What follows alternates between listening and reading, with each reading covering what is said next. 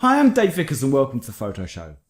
Over the past few years, drone photography and videography has grown in popularity, mainly down to the input of one company, which is DJI.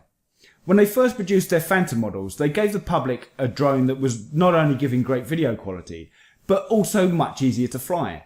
Prior to that, drones had been much more the use of professional filmmakers, and they'd been self-built and much more difficult to control. One of the issues with the DJI Phantom was that it required quite an investment of money and space to actually get to use it. Not only was it quite expensive, but it was large and required its own case to carry it around, as well as the additional batteries and the controller unit. Now, in 2016, DJI released the Mavic Pro, which gave people not only the quality that you were getting with the Phantom 4 copters, but in a smaller, more compact form factor. Whereas the DJI Phantoms required their own case, the Mavic could be folded down and carried in a standard backpack, opening up the drone market to an even wider audience. Now, DJI are just about to release a new drone, and I think that's going to open it up to an even wider audience again. What they're releasing is called the DJI Spark, and it's the smallest drone they've produced so far. It's size-wise, it's 143mm by 143mm and 55mm in depth. So the main body of the Copter is barely larger than your average smartphone. Where the Mavic was small enough to be folded down and put into a backpack, the Spark is possibly small enough now to fit into a jacket pocket, making it a really portable option.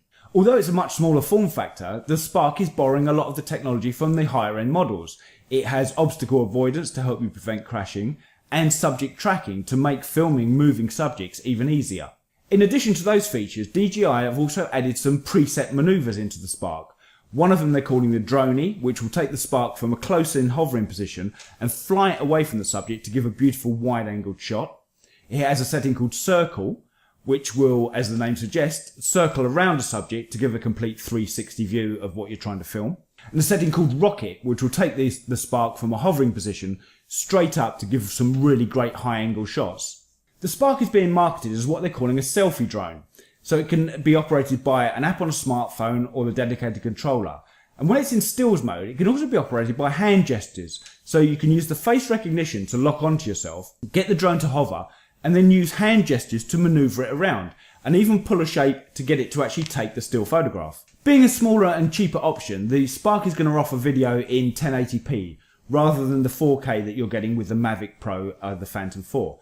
But I don't think this is going to be a problem. I think the market they're aiming for, I think 1080p is going to be absolutely fine for what people are going to be using this drone for. The camera has a 2-axis gimbal, allowing you to control pitch and roll, as well as image stabilization built in to get really smooth, steady shots from the drone. Flight time on the Spark is going to be around 16 minutes on a full battery, depending on the wind conditions and how vigorously you fly it, which is slightly shorter than you'll get with the Mavic Pro or the Phantom 4. But again, I don't think this is going to be a problem. I think people who are going to buy this are going to be using it for occasional use, or really just for the fun of having a drone to fly and film with. Price-wise, the Spark is coming in about half the price of the Mavic Pro.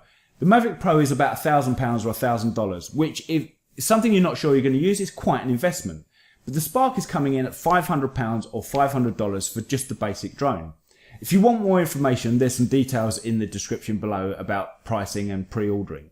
I think at that price, it's going to open this area up to a whole new market. I think people will probably buy it as something to try out and possibly use it as a stepping stone into getting into higher end drones in the future. So there you go. That concludes our look at the DJI Spark. It's available from July this year. And as I said, it's £500 or $500, which is going to open up the drone market to a whole new area. So for now, I'm Dave Vickers. This is The Photo Show. Thanks for watching. See you next time.